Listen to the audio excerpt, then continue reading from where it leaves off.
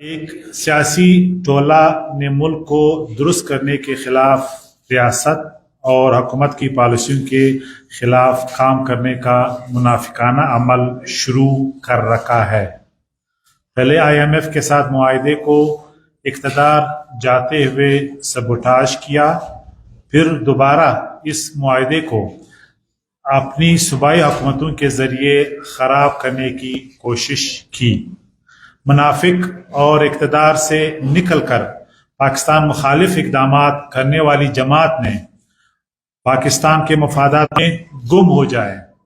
2 سے 3 لاکھ افغان جو نیٹو کے لیے کام کرتے تھے وہ پاکستان میں ٹرانزٹ میں بیٹھے ہیں۔ نیٹو والے ان کو لے کر نہیں جا رہے۔ پاکستان جب کرکٹ میچ ہو تو گالیاں پاکستان کو پڑتی ہیں۔ حکومت چمن کے مقامی لوگوں کو روزگار اور کاروبار کے اقدامات کے لیے موقع فراہم کرتی ہے۔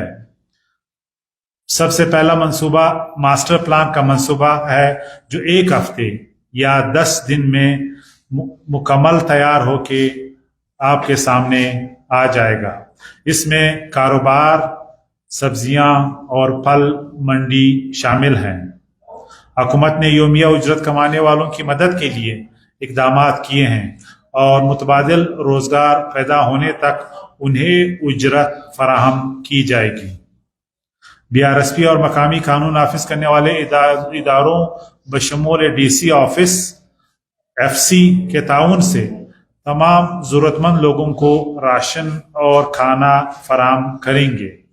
جلد ہی DC چمن کچہری کا انعقاد کریں گے اور ان اقدامات کی تفصیل بیان کریں گے جو حکومت نے اس وقت کرنے جا رہی ہے۔ DC آفس ان تمام کوششوں کو لیڈ کرے گا۔